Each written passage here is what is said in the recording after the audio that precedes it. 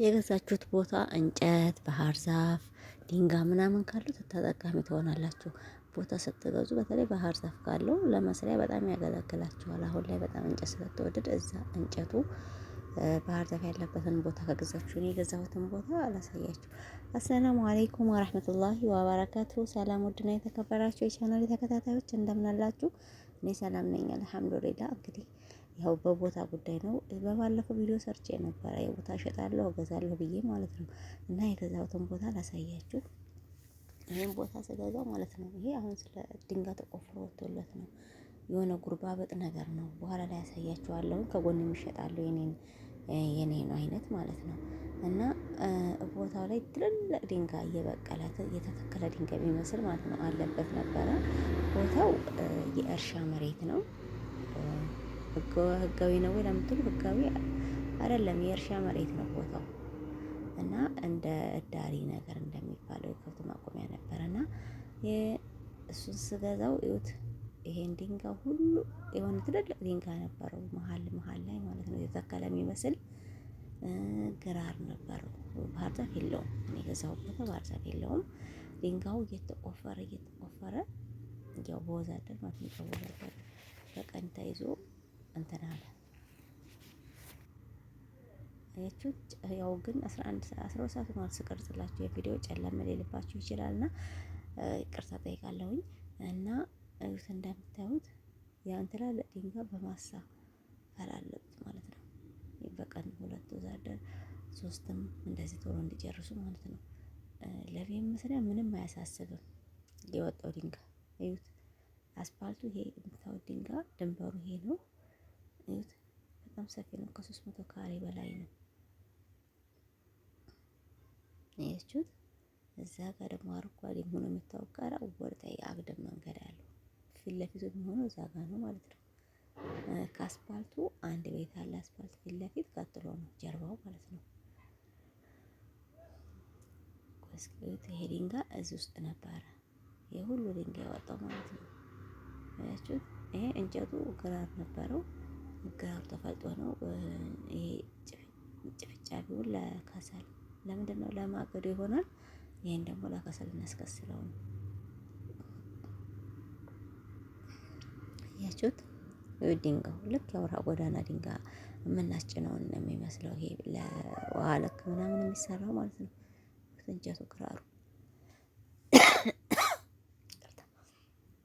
አያችሁት? ይሄ ሁሉ ድንጋይ ከዚሁ ከመሬቱ ላይ የወጣ ድንጋይ ነው ማለት ነው። አንድ መኪና ከዛ በላይ ይሆናል። ለውሃ ልክ ምንም አያሳስብም። ይቺ ትንሿ ቤት የምትታይባት ቆይ ማሳያችሁ ድንበሩን እና አስፓልቱ የት ጋር እንደሚገኝ እዩት። አያችሁ? ይሄ ሁሉ ድንጋይ የወጣው ከዚህ ከተገዛ ቦታ ላይ ነው። አያችሁት ያለውን ጥቅም። እንጨቱ ድንጋዩ ላይ በጣም ተወዷል። አንድ መኪና ድንጋይ እኔ ስንት እንደሆነ አላውቅም። በባለፈው 10 ምናምን ሺህ ነበረ። አሁን ግን ከ20 በላይ ይሆናል። አንድ መኪና አንድ ሲኖ ድንጋይ ማለት ነው። በትልቁ መኪና በሲኖ ትራኩ እና ይኸው አያችሁት እዚህ ጋር ተተክሎ ነበር። ያ ትልቁ ድንጋይ የወጣበት ቦታ ራሱ ጉርጉድ ብሏል። እና አስፓልቱ ይሄ የሚታየው ባዶ ቦታ ላይ አስፓልት አለ። ይሄ ከካቦ በላይ አንድ ቤት አለ። ከዛ ቀጥሎ ዋናው አስፓልት ነው። የዚህን የገዛው ቦታ ደግሞ ፊት ለፊቱ ይሄ ነው። ወደታችን የሚያስኬዳል፣ ወደ አስፓልት የሚያስወጣል ማለት ነው። አያችሁት? እና ተጠቃሚ ትሆናላችሁ። በተለይ ባህር ዛፍ ያለው ቦታ ላይ ከገዛችሁ ተጠቃሚ ነው የምትሆኑት። ለምን እንደው ትልልቅ እንኳን ለሚፈለጥ እንኳን ባይኖሩ ለቋሚ ታገኛላችሁ። ለማገር ለዜሮ ማገር ለቆርቆሮ ማገር ታገኛላችሁ። እና ሁት እንደዚህ ነበረ ስገዛው እኔ። ይሄ የሚሸጥ ቦታ ነው ከጎን ያለው ይሄ ባዶ ቦታ ባህር ዛፍ ያለበትን ሳይጨምር ድንጋዩ እንደዚህ ትክል ያለ ነበር። ይሄ አሁን ትናንሽ ድንጋይ ሊመስላችሁ ይችላል፣ ግን ትናንሽ አይደለም።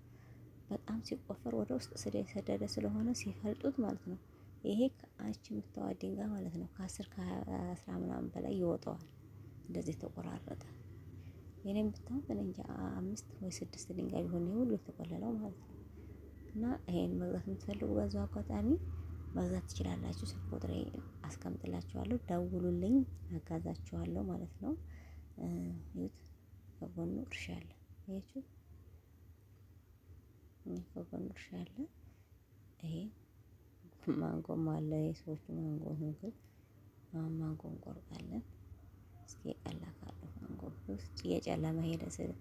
መግሪብ ነበር የጀመርኩት ልቀርጽ አጋጣሚ ሄጄ ነው እና ከሰሊጉን እንጨት ሲባል ያንን ለማስተካከል ሄጄ ነው። ያው ወጭ ፍጥ እንትኑ ምንድነው ከላይ ያለው ወደ ማገዶ ያያችሁት የተከላለጠው ደግሞ ከሰል ሊከሰል ስለሆነ ይሄን ለመነጋገር ሄጄ ነው።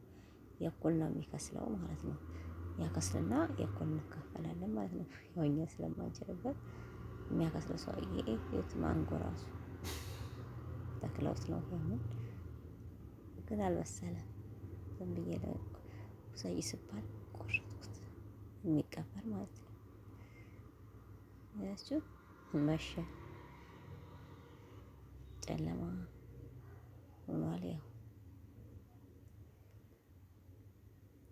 ቀላም እኮ ግን ይቀራል ተብዬ ነው እንጂ የምሰራው የምቆርጠው እዩት። እና ለማንኛውም ወደ ጉዳይ ስመለስ ሰላም አለይኩም ወራህመቱላሂ ወበረካቱ። ሰላም ውድና የተከበራችሁ የቻናሌ ተከታታዮች እንደምን አላችሁ? ሰላም ነኝ አልሐምዱሊላህ። እናንተ እንዴት ናችሁ? ቪዲዮውን ላይክ በማድረግ ጀምሩ ስላለውኝ እንግዲህ እንደምታዩት ይሄንን ባለፈው ሲያበዛ አይታችሁ ነግራችሁ ነበር። ይሄ የተገዛው ቦታ 450 ሺህ ብር ነው የተገዛው። ድንበሩን ላሳያችሁ። ከዛ ድንጋይ ተቆረጠው ቅንጭት ጀምሮ ይሄን ይዛችሁ ይሄ ግራር ላው ላይ ነበረ፣ ግን ግራሩ እያደረገ አበላቸውን አንስተው የተገዛ መሬት ነው። ግን ምን ወጣው መሰላችሁ? መሬቱ ላይ ከዛ ይሄ ግራር አለ ማለት ነው። ፍልስፍና ነበር እዚህ ነገሮች ሲወደዱ ምግብም ሲወደድባቸው ከዚህ ውስጥ የሚያጣላቸው ነው። ስድስት ምንም ማታረግላቸው ጨምሮ ነበረ። ለማንኛውም እንደምታዩት እንግዲህ ይሄ ሁሉ ወጥቶታል፣ ይሄ ሁሉ ድንጋይ ወጥቶታል። የገዛ ነው ማለት ነው። ለማገዶ ሀሳቤ ነው። ይሄ ሁሉ ቅርንጫፍ ነጭ ግራር ነው። ይሄ ሁሉ ድንጋይ ወጥቶታል። አሁን ይሄን ብትፈልጉ ለአጥር ማለት ትችላላችሁ። ቤት ማሰራበት ከሆነ ቤት ለከሰል የተዘጋጀ እንጨት እንዲለባቸው ተባሉ። አጠቅ ተዘርጎ ተቆራርጧል። ይሄ አሁን ከሰል ነው የኩል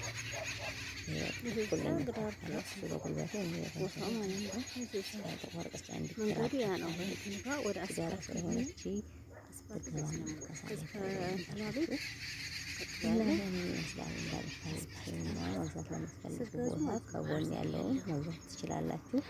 ስንት ገዛሽ ለምትሉ 480 ፊት እንግዲህ ደግሞ አሁን ላይ ስንት እንደሚባል አላውቅም።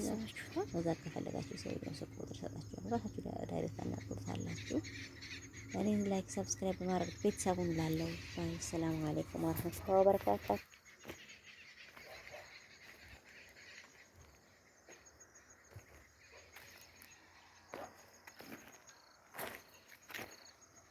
ይሄ ድንበር ነው። የመጨረሻ ድንበር ይሄ ነው።